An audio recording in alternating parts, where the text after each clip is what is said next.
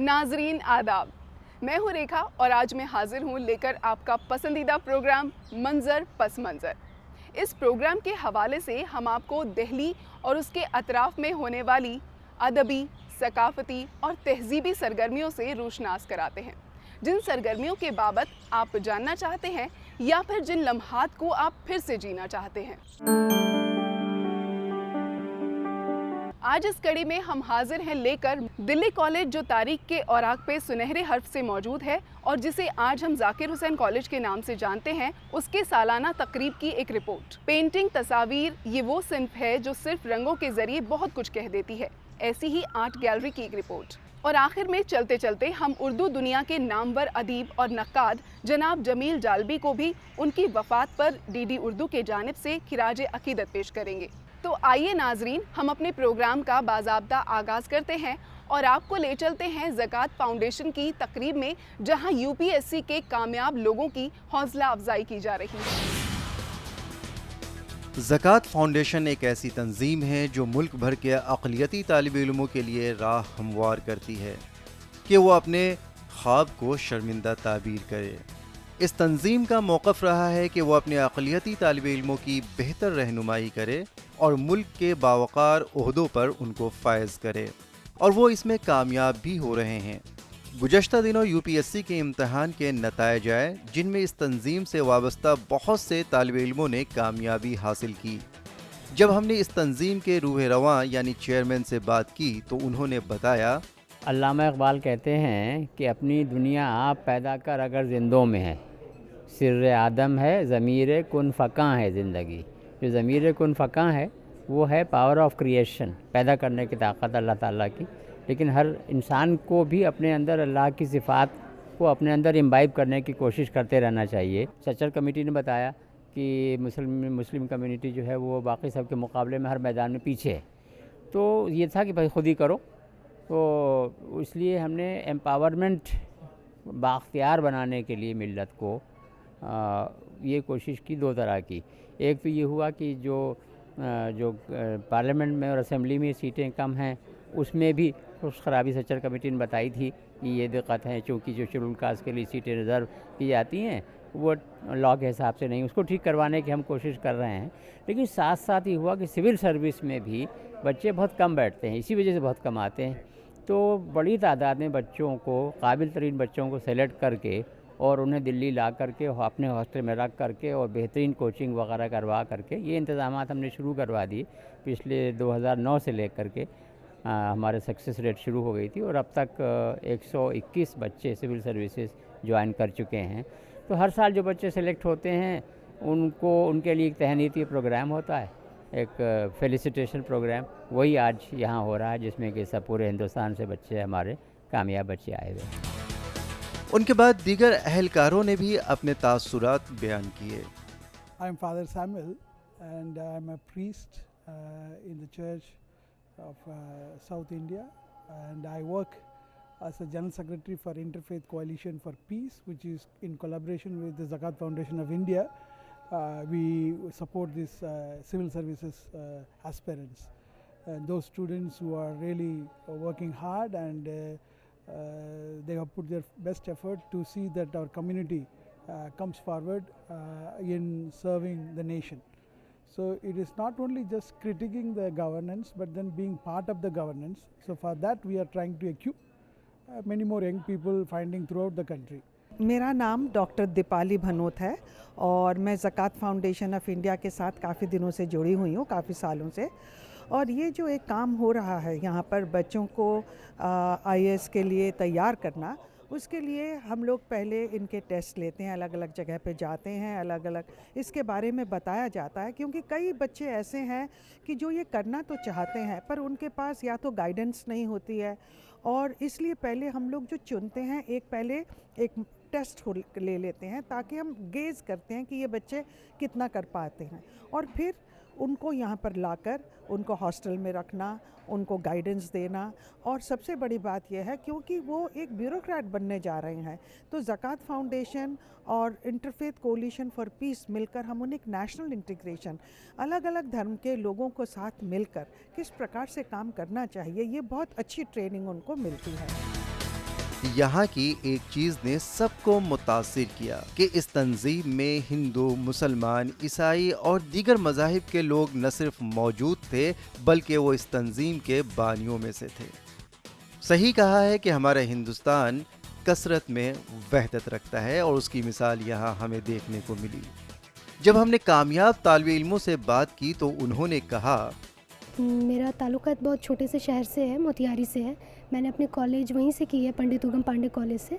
और उस दौरान मुझे मेरे फादर ने इंट्रोड्यूस कराया कि एक सिविल सर्विसेज नाम की भी कोई चीज़ है। उसके पहले मुझे कोई आइडिया नहीं था इस बारे में।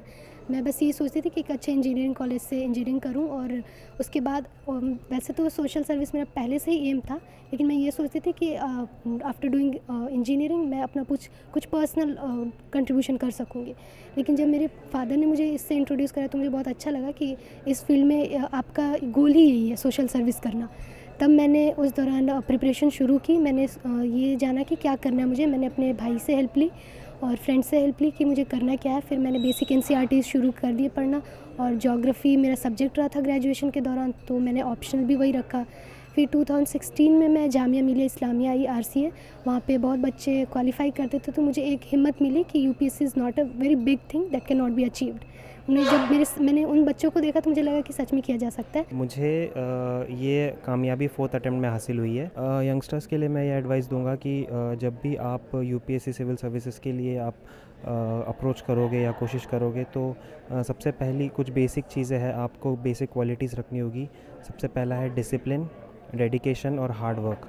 आपको डबल माइंडेड नहीं होना होगा। आपको एक माइंड के साथ सिंगल माइंडेडली आपको सिर्फ इसी एम को ध्यान में रखते हुए अप्रोच करना होगा। और सेकेंडली आपको पेशेंस की बहुत ज़रूरत होगी इसमें, क्योंकि पेशेंस इसमें कई बार ऐसा होता है कि आप सक्सेसफुल नहीं होते हो तो, लेकिन आप हार नहीं मान सकते। आपको बार बार अप्रोच करके कामयाबी इसमें हासिल होती है। I am a graduate in electrical and electronics engineering from NIT Calicut, and my message to all the youngsters is that don't be afraid to take that single steps towards your journey, that first step towards your dream, and whatever you want to become, if you put your heart into it, you can eventually succeed. मैंने अपनी initial education एक Urdu school से start की थी, primary school से, and then मैंने मेरी सारी एजुकेशन वहीं से हुई है, धनबाद से ही कंप्लीट की है मैंने।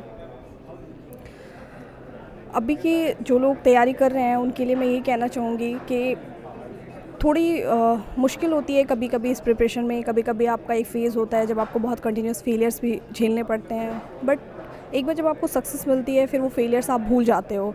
और ये एग्ज़ाम का स्टेचर इतना बड़ा है कि एक बार आपका जब सिलेक्शन हो जाता है तो आपकी रिकॉग्निशन बहुत बढ़ जाती है। उसकी वजह से जितनी मेहनत आपने की होती है ना, उसको एक सोसाइटी में रिकॉग्निशन मिलता है।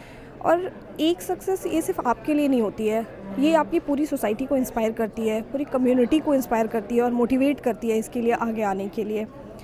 तो ये एक ऐसी सर्विस है जिसको मुझे लगता है हर किसी को ट्राई करना चाहिए, हर किसी को एक ना एक बार इस सर्विस के लिए कोशिश करनी चाहिए। मैं जो है ना 2014 से UPSC सिविल सर्विस के लिए तैयारी चालू किया और उसके बाद फिर एक बार मेंस लिख चुका हूँ, फिर इस बार है ना कामयाब हुआ हूँ। देखिए इस पूरी जर्नी के दौरान है ना बहुत ज़रूरी ये है कि मोटिवेशन हो आदमी को, और दूसरी चीज़ है सही से गाइडेंस हो और फोकस तैयारी की ज़रूरत है। अगर कोई चाह रहा है कि है ना वो UPSC क्रैक करें, UPSC पास करें, उसको चाहिए कि सही से गाइडेंस लें पहले। कि होता ये है कि प्रॉपर गाइडेंस नहीं होने की वजह से, जैसे शुरू में हम लोग के साथ भी हुआ है कि प्रॉपर गाइडेंस नहीं था। जब शुरू किए कि लोग मिलते गए, उसके बाद गाइडेंस मिलते गया, तो इससे क्या हुआ कि आसान हो गया। घर पे मॉम डैड दोनों भी सीखे पढ़े नहीं हैं, बट उनका एक पहले से एम था कि बच्चों को अच्छा पढ़ाएंगे और अच्छी जगह पे जॉब करवाएंगे। और मैं बच्चों को एक मैसेज देना चाहता हूँ कि मैं खुद 12th में एक सब्जेक्ट में फ़ेल हुआ था, बट उसके बाद में मैंने पीछे नहीं देखा, अपना एम फिक्स कर लिया कि मुझे UPSC करना है। तो अपना ग्रेजुएशन भी कंप्लीट किया अच्छे मार्क्स से, उसके बाद पोस्ट ग्रेजुएशन भी कंप्लीट किया और देन UPSC के प्रिपरेशन मैंने स्टार्ट किया। सोचा था कि एडमिनिस्ट्रेशन में एक लीडरशिप क्वालिटी थी, क्योंकि मैं अपने कॉलेज का स्टूडेंट यूनियन में था, स्टूडेंट लीडर था, तो एक लीडरशिप क्वालिटी थी। तो सोचा कि एजुकेशन के थ्रू एडमिनिस्ट्रेशन में आ सकते हैं उसी क्वालिटी को यूज़ करके। तो मैंने UPSC का रास्ता अपनाया। 4 सक्सेसिव फेलियर हुए हैं, बट उसके साथ में मैं 5वें अटेम्प्ट में मिला है, तो इंशाल्लाह मुझे डायरेक्टली ISC मिलेगा। वाज़ह है कि इस तंजीम से वाबस्ता 3 तालिब इल्मों ने उर्दू को मसावी मजमून रखकर यूपीएससी में कामयाबी हासिल की है। तो देखा आपने, कोशिश करने वालों की कभी हार नहीं होती, वो कामयाब ज़रूर होते हैं।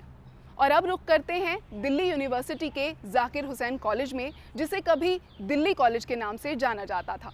आइए आपको सैर कराते हैं इसी कॉलेज की। दिल्ली यूनिवर्सिटी के जाकिर हुसैन दिल्ली कॉलेज शबीना का दिल्ली के तारीख में बहुत अहम मकाम रहा है। गुज़श्ता दिनों इस कॉलेज में सालाना तकरीब का इनेकाद हुआ। इस मौके पर जामिया हमदर्द के vice chancellor professor Syed Ehtesham Hasnain ने कहा, आज के नौजवानों से मिलना बहुत अच्छा लगता है, क्योंकि आज मुल्क में नौजवानों की आबादी बहुत है और यही नौजवान तबका मुल्क को नई ऊंचाई पर लेकर जाएंगे। उन्होंने कहा कि हिंदुस्तानी अवाम का जहन दुनिया के दूसरे लोगों से कहीं बेहतर है, क्योंकि वो मुश्किलों से जूझना जानते हैं और वो बहुत कम वसाइल में अपनी तमाम ज़रूरियात को पूरा करते हैं। हिंदुस्तान के साइंसदानों की कद्र आलमी दुनिया करती है। हमारे साइंसदान पूरी दुनिया में अपनी अक्ल की मिसाल आप हैं। इसी तरह उन्होंने टेक्नोलॉजी वगैरह पर भी भरपूर रोशनी डाली।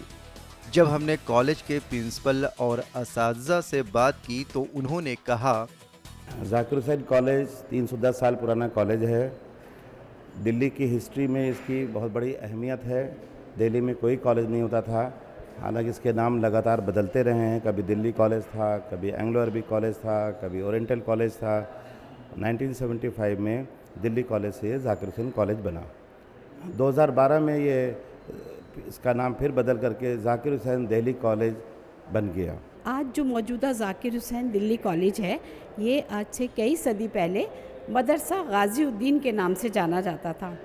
कुछ ही तलबा को जमा करके एक मदरसे के तौर पर इसको शुरू किया गया था। और जैसे कि कोई बड़ा सा मज़ार होता है, मज़ार के पास एक मदरसा होता है जहाँ बच्चों को तालीम दी जाती है, बिल्कुल ऐसे ही ये शुरू हुआ था।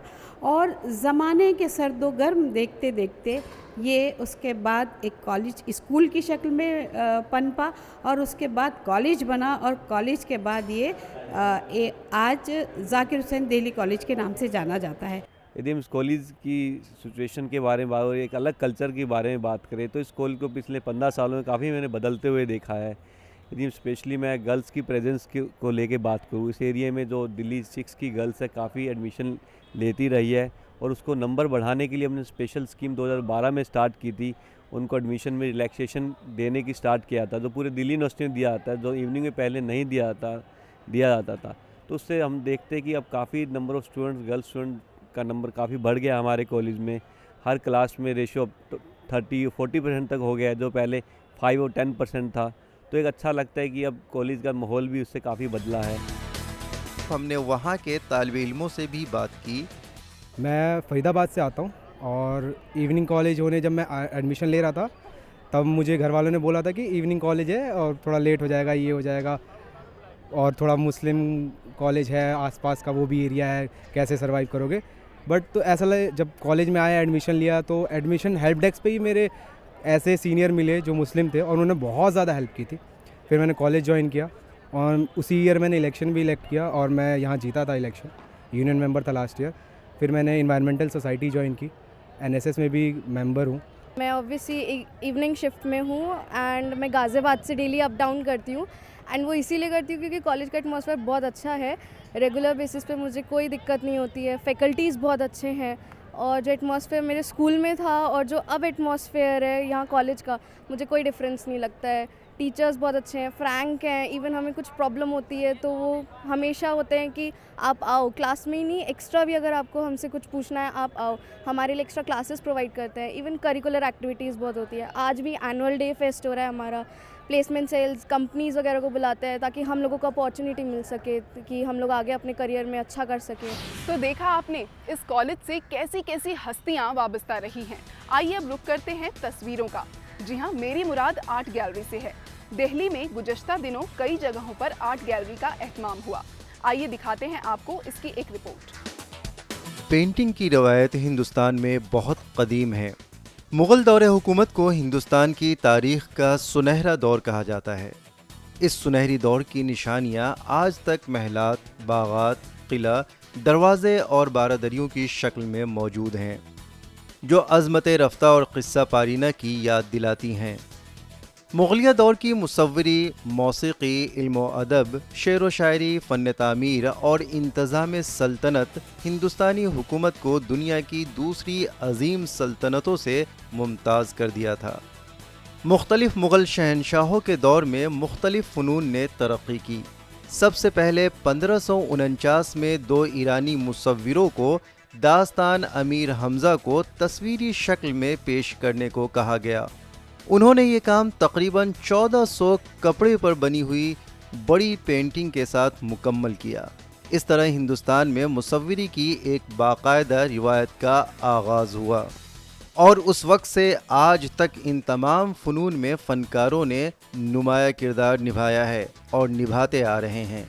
गुज़श्ता दिनों ऐसे ही एक आर्ट गैलरी में हम गए और वहाँ हमने जब फ़नकारों से बात की तो उन्होंने कहा, इंडियन आर्ट की एक बहुत ही खूबसूरत यात्रा है जिसमें हमने शुरू से लेकर आज तक की जितने भी हमारे बड़े बड़े मास्टर आर्टिस्ट हैं और वहाँ से गुज़रते हुए अलग अलग प्रांतों से उन आर्टिस्ट के काम जो कि जिनका इस आर्ट फील्ड में बहुत बड़ा नाम है, Jamini Roy from Bengal school, FN Souza, MF Husain, Jogen Chaudhuri, KG Subramanyan, Lalu Prasad Shah, इन सभी के कामों से हम आगे बढ़ते हुए आज के कंटेम्प्रेरी आर्टिस्ट की तरफ आए हैं।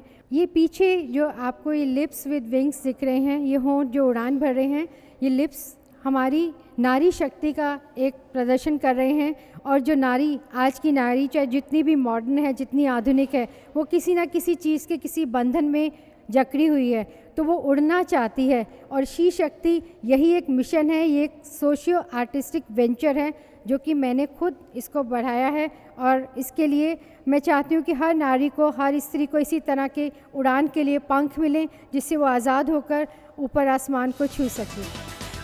वहीं दूसरी तरफ बंगाल के मुसव्विरों ने भी अपनी एक गैलरी को अपनी तख्लीक से आवेज़ा किया हुआ था। जब हमने उनसे बात की तो उन्होंने कहा, पहले मेरे जो दिखाई दे रहे देवी के ऊपर, और देवी मतलब इधर मैंने जो दिखाया, मेरा जो थीम है नारी शक्ति के ऊपर है। जैसे नारी शक्ति हमारा ये समाज में बहुत ज़रूरी है, उसके शिक्षा भी ज़रूरी है ज़्यादा, क्योंकि मदर चाइल्ड को जैसे शिक्षा देते हैं, उसके बच्चों को जैसे शिक्षा देते हैं, इसके लिए एजुकेशन बहुत ज़रूरी है। और नीचे आप देखिएगा एक दिखाई देगा, एक बुल दिखाई देगा, वहाँ वो है हमारा डार्क साइड, जब मतलब स्पेजुरिस एंड सुपरस्टिशन है, जिसको हमको भगाना होगा, क्योंकि हमारा अंदर ये जितने भी रहेंगे उतना हम पीछे चले जाएंगे। हमको आगे बढ़ना है, इसलिए नारी शिक्षा बहुत ज़रूरी है और हम चाहेंगे ये मैसेज सबके पास आए। 2 सीरीज़ के यहाँ पर काम लाए हैं।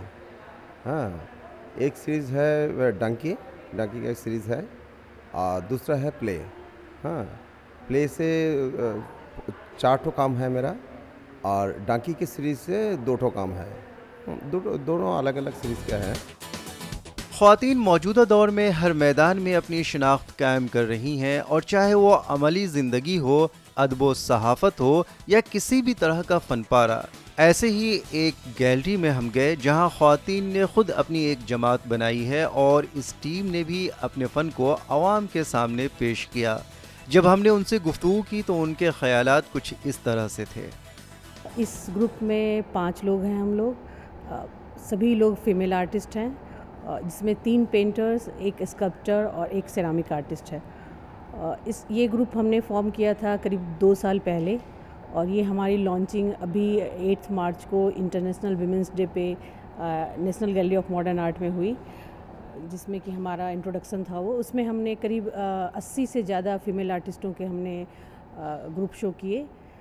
वो हमारा एक फ़र्स्ट इवेंट था जिसको हमने ऑर्गेनाइज़ किया था, और ये जो इवेंट है ये हमारा पहला ग्रुप शो है, इसलिए इसका नाम हमने रखा है प्रथमा। इस बार यूनिटी सब्जेक्ट को लेके मैंने काम किया है। जैसे आप ये देख रहे हैं, कई सारा इसमें मैंने यूनिटी को लेके एक क्रैकल ग्लेज को भी इसमें यूज़ किया है, और कई सारे जो वर्क हैं जिसमें कई सारी फायरिंग है, जैसे लस्टर फायरिंग, वुड फायरिंग, और दोबारा फायरिंग, ये सारे मैंने इसमें यूज़ किए हुए हैं। मैं करीब 12 साल से पेंटिंग कर रही हूँ और ये फ़र्स्ट टाइम ये ग्रुप एग्जीबिशन में एग्जिबिट करने का मौका मिला मुझे।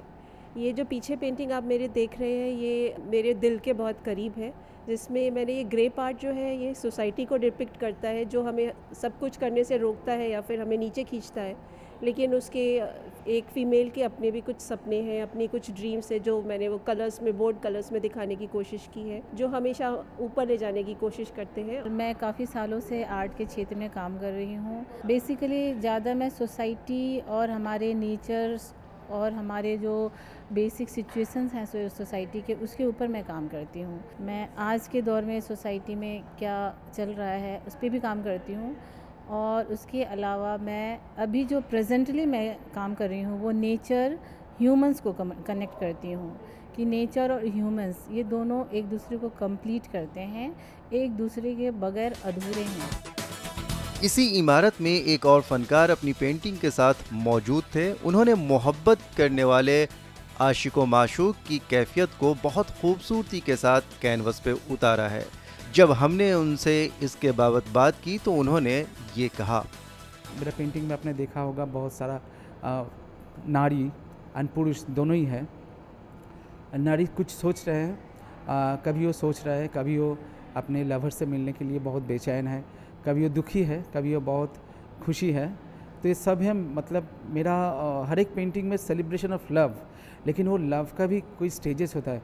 लव हमेशा तो सुखदायक नहीं होता, कभी कभी वो दुख भी लाता है, कभी बेचैनी भी लाता है। वो सारा स्टेज हमने मेरा पेंटिंग में मेरा फीमेल फिगर से दिखाया। तो नाजरीन, देखा आपने किस तरह ख़वातीन अपनी मौजूदगी का हर मैदान में एहसास दिला रही हैं। वो शख्सियत जिसे उर्दू दुनिया जमील जालबी के नाम से जानती है, उन्होंने इस दारे फ़ानी को अलविदा कहकर महबूब हकीकी से जा मिले, जिससे पूरी दुनिया उनके गम से सोगवार है।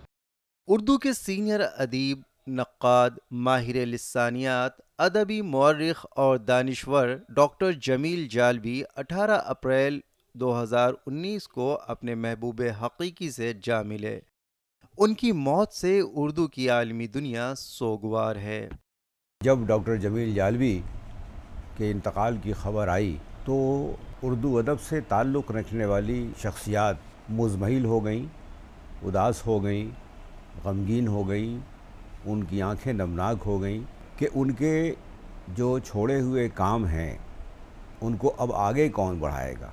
अगरचे उनकी 40 से 50 किताबें हैं जो तहक़ीक़ी और तनक़ीदी नौइयत की हैं, तर्जुमे के हवाले से हैं, बच्चों के हवाले से हैं, लेकिन अगर इन सब को आप मिन्हा भी कर दें तो सिर्फ़ तारीख़ अदब उर्दू का जो काम है उनका 4-6 जिल्दों में, वो काम ही अपने आप में इतना मुस्तहकम, इतना मज़बूत है कि आप किसी भी अदब पर, अदीब पर जब किसी पहलू से भी गुफ्तगू करना चाहें तो तारीख़ अदब उर्दू के मुसन्निफ़ या मुअल्लिफ़ डॉक्टर जमील जालबी को आप फरामोश कर ही नहीं सकते। डॉक्टर जमील जालबी 12 जून 1929 को अलीगढ़ में पैदा हुए। उनका असल नाम मोहम्मद जमील ख़ान था। उनके आबा व अजदाद 18वीं सदी ईस्वी में सवात से हिजरत करके हिंदुस्तान आबाद हुए थे। उन्होंने 1943 में सहारनपुर से मैट्रिक का इम्तिहान पास किया। 1945 में मेरठ कॉलेज से इंटर और 1945 में बीए की डिग्री हासिल की। तक़सीम हिंद के बाद 1947 में डॉक्टर जमील जालबी और उनके भाई अकील अहमद पाकिस्तान मुंतकिल हो गए। डॉक्टर जमील जालबी के वालिद हिंदुस्तान से दोनों भाइयों के खर्च के लिए रकम भेजते रहे। 1972 में वो डॉक्टरेट की डिग्री से सरफराज हुए। 1978 में उन्होंने मसनवी कदम राव पर डीलिट की डिग्री हासिल की। मुझे कोई अगर कहे कि डॉक्टर जमील जालबी को आप किसी एक जुमले में समेटना चाहें, उनकी शख्सियत के हवाले से कोई बात कहना चाहें, तो हम तो सिर्फ़ यही एक बात कह सकते हैं कि जो इदारों को करना चाहिए था वो डॉक्टर जमील जालबी के अकेले इरादों ने पूरा कर दिया है। यही एक जुमला है जो उनकी पूरी शख्सियत और उनके पूरे इल्मी और अदबी जो फुतूहात हैं उसके हवाले से आप कह सकते हैं। 1983 में कराची यूनिवर्सिटी के वाइस चांसलर हुए। 1987 में मुक़्तदरा कौमी ज़बान जो मौजूदा दौर में इदारा फ़रोग़ कौमी ज़बान है के चेयरमैन बने। 1990 ता 1997 तक वो उर्दू लुगत बोर्ड के सरबराह भी रहे। डॉक्टर जमील जालवी जहाँ उनकी क़यामगाह है, जहाँ वो रहते हैं, और उसके आगे से कम 5-7 मील की जो सड़क है, उसका पूरा नाम ही हुकूमत पाकिस्तान ने डॉक्टर जमील जालवी रोड रख दिया है। और रिक्शे वाले को या किसी आप ऑटो को कहें या टैक्सी वाले को कहें तो वो बाज़ाब्ता उस सड़क को जानता है, वो वहाँ तक पहुँचा देता है। मैंने उनसे वक्त लिया था, मैं उनके पास हाज़िर हुआ। उसकी एक वजह तो ये थी कि उनसे न्याज़ हासिल करना था, दूसरा ये थी कि जो किताब दिल्ली उर्दू अखबार जो 1857 का पूरा दस्तावेज़ है, जब शाया हुई थी डिपार्टमेंट ऑफ उर्दू से, तो मैं उनकी खिदमत में उसे पेश करने गया था और बहुत वो खुश हुए देख के, कहने साहब ये तो नादिर व नायाब चीज़ थी जिसको आप लोगों ने शोबा उर्दू दिल्ली यूनिवर्सिटी ने इसको शाया कर दिया है। उनको हुकूमत पाकिस्तान ने उनकी खिदमात का एतराफ़ करते हुए बहुत से एजाज़ात से नवाजा। 89 साला ज़िंदगी में डॉक्टर जमील जालवी ने वो कारहाय नुमाया अंजाम दिया है जिसे रहती उर्दू दुनिया कभी फरामोश नहीं कर सकती। तो नाजरीन, हम भी अपनी डीडी उर्दू की पूरी टीम की तरफ से डॉक्टर जमील जालवी को खिराज अकीदत पेश करते हैं। आपको हमारा प्रोग्राम कैसा लगता है हमें लिखना ना भूलें। हमारा ईमेल आईडी है ddurdufeedback@gmail.com। जी हाँ, ddurdufeedback@gmail.com। इसके साथ ही आप हमसे सोशल मीडिया के अलग अलग प्लेटफॉर्म्स पर भी जुड़ सकते हैं, हमसे अपनी बात शेयर कर सकते हैं। हमारे प्लेटफॉर्म्स हैं। तो नाजरीन, इस उम्मीद के साथ कि अगली कड़ी में किसी और मंजर और उसके पस मंजर को लेकर हम फिर हाजिर होंगे, तब तक के लिए रेखा को दीजिए इजाज़त। आदाब।